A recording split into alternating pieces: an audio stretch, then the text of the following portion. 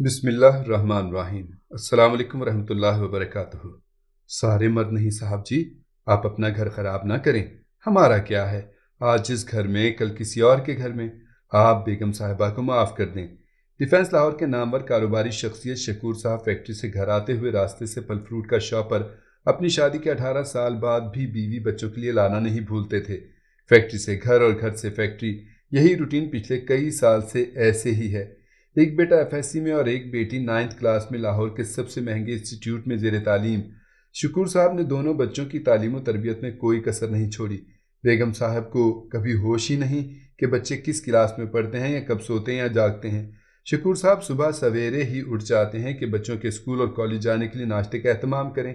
इसके लिए शकूर साहब ने एक शेफ़ रखी हुई है जिसका नाम रानी, जो सुबह सवेरे 7 बजे ही बेल दे देती है। रानी पुरकशिश खदोखाल की मालिक, स्मार्ट जिस्म और मोटी मोटी आंखों में हमेशा काजल लगाए रखती, मगर शकूर साहब ने कभी आंख उठाकर रानी को नहीं देखा था। यही वजह थी कि रानी शकूर साहब की बहुत इज्जत करती। बेगम साहिबा को रात गए अपनी पार्टियों से फुर्सत नहीं मिलती तो सुबह उठना तो दरकुनार, शकूर साहब के लिए भी अपना बिस्तर नहीं छोड़ती। शकूर साहब ने बेगम साहिबा को बहुत ऐशो इशरत में रखा हुआ था, किसी चीज़ की कोई कमी नहीं दी।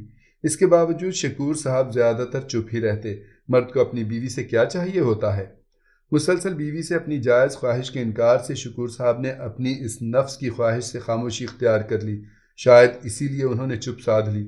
एक शादीशुदा मर्द को अपनी ख्वाहिश नफ्स के लिए अपनी बीवी के पास आना ही पड़ता है।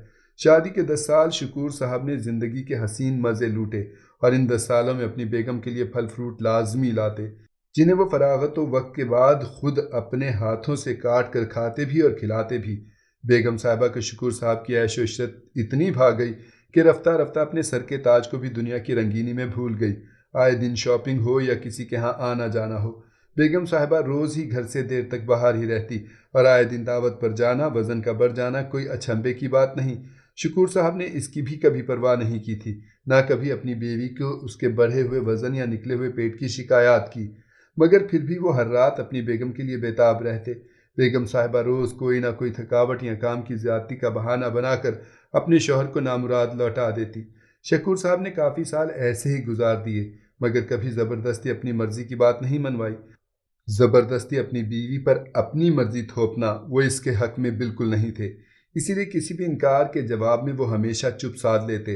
रफ्ता रफ्ता वो शकूर साहब ने अपना कमरा भी अलग कर लिया। मर्द दो तरह के होते हैं, एक वो मर्द जो अपनी बीवी पर अपने तमाम हुकूक पूरा करवाने के लिए किसी भी हद तक जा सकते हैं और वो इस बात को अपना हक समझते हैं। उन्हें कोई परवाह नहीं होती कि बीवी कंफर्टेबल है भी कि नहीं। कई घर ऐसे ही मर्द के हुकूक सलब होने की वजह से तलाक तक इख्तिताम को पहुँचे। या ऐसे मर्द हमेशा सरेआब रहे जिन्हें सिर्फ अपनी नफसी ख्वाहिश किसी भी हालत में अपनी बीवी से पूरी करवाने के लिए अपनी मर्जी ही रखी।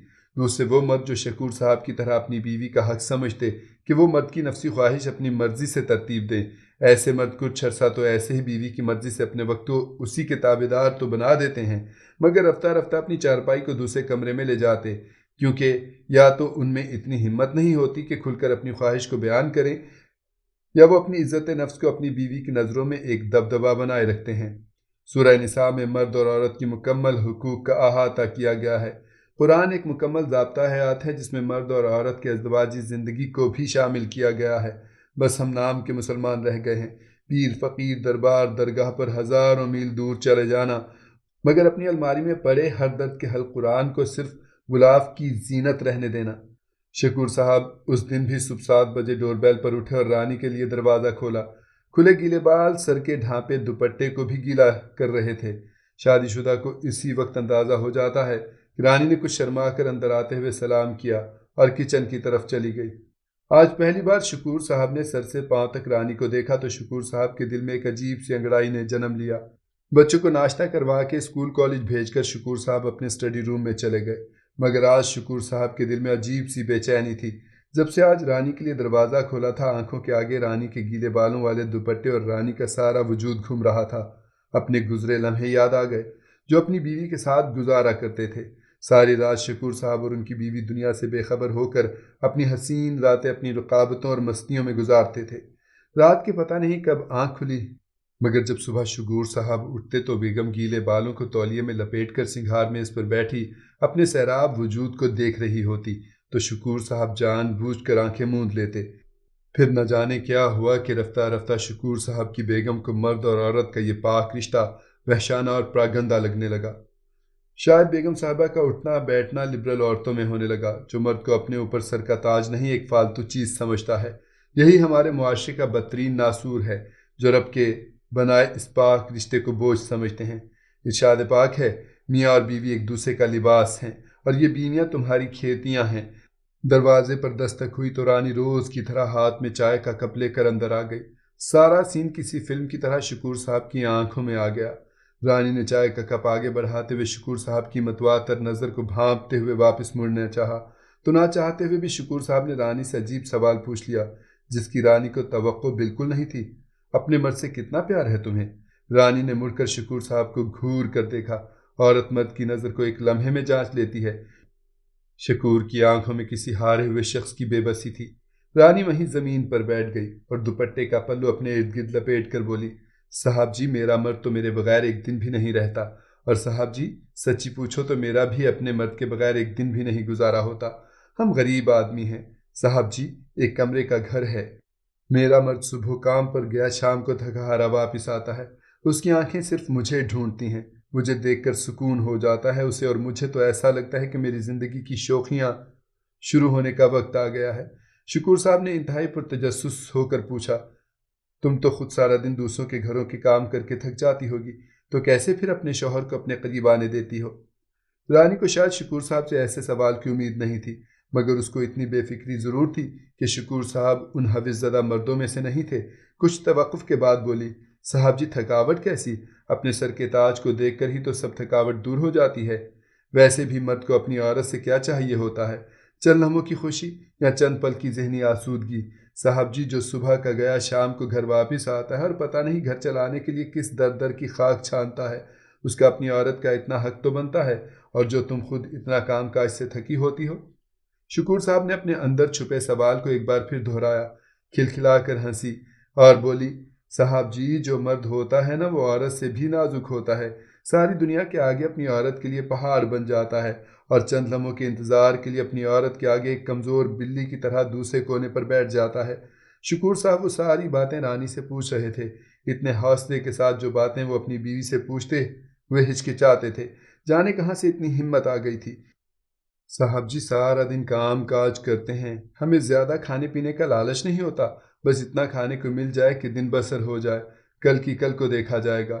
شکور صاحب حیرت سے باتیں سن رہے تھے کہ گھر میں اتنی عیش و عشرت ہونے کے باوجود ان کی بیگم صاحبہ کا رونا یہی رہتا تھا کہ تم کرتے ہی کیا ہو میرے لیے؟ آنے جانے کے لیے گاڑی ہے، جم جانے کے لیے، بازار جانے کے لیے، شاپنگ جانے کے لیے، کہیں بھی کوئی کام کرنے کے لیے، سب چیزوں کی آزادی ہے۔ باتیں کرتے ہوئے رانی کا گیلا دوپٹہ سر سے سرک کر کندھے پر آ گیا۔ شکور صاحب نے غور سے رانی کے گیلے بالوں کو دیکھا تو چمکدار کالے بال لٹ کی شکل میں جوڑا بنا کے پیچھے کی جانب سائیڈ کلپ سے کسے ہوئے تھے۔ رانی اپنی باتوں میں مگن تھی، بولی، رات کو بھی میرے لیے میرا مرد شوارما لایا جو مجھے بہت پسند ہے۔ مجھے شوارما دیتے ہوئے بولا کہ یہ بالوں والا کلپ بھی میں لایا ہوں، صبح نہا کر جب تم نکلتی ہو تو بالوں کو بار بار سمیٹتی ہو تو مجھے الجھن ہوتی ہے۔ یہ کہتے ہوئے رانی کا ہاتھ سر پر لگے کلپ پر بے اختیاری چلا گیا۔ اپنے گیلے سر کا احساس کر کے جلدی سے دوپٹہ صحیح کرتے بولی، صاحب جی آپ کی چائے ٹھنڈی ہو رہی ہے۔ شکور صاحب نے کون سی جیولری ایسی نہیں لا کے دی اپنی اور اس کی پسند کی، جو صرف سنگھار میں اس پر لگے باکس میں سالوں سال ایسے ہی رہتی، اور یہ ایک عام سی عورت جو ایک ہیئر کلپ کو لگانے کے لیے اپنے مرد کو اس کی جائز خواہش کی تسکین کے لیے خوشی سے اس کے حکم کے حق بجانب سمجھتی تھی۔ رانی نے شکور صاحب کے ہاتھ سے ٹھنڈی ہوئی چائے کا کپ لے لیا اور بولی کہ آپ تیار ہو کر باہر ٹیبل پر آ جائیں، ناشتے کے ساتھ آپ کو گرم چائے دیتی ہوں۔ شکور صاحب کتنی ہی دیر تک رانی کے جانے کے بعد بھی گہری سوچوں میں گم تھے۔ 9 بج رہے تھے۔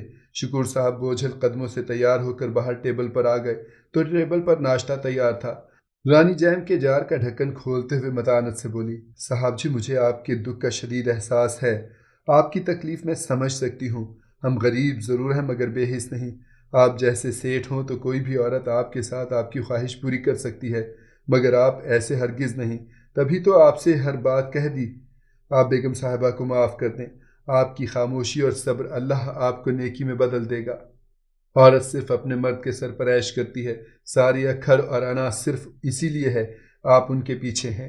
بیگم کے بند کمرے کی طرف اشارہ کر کے رانی بولی، بیگم صاحبہ کی لاپرواہ نیند بھی تو آپ کی بدولت ہے۔ اسے اتنا تو پتہ ہے کہ میرا مرد میرا سائبان ہے۔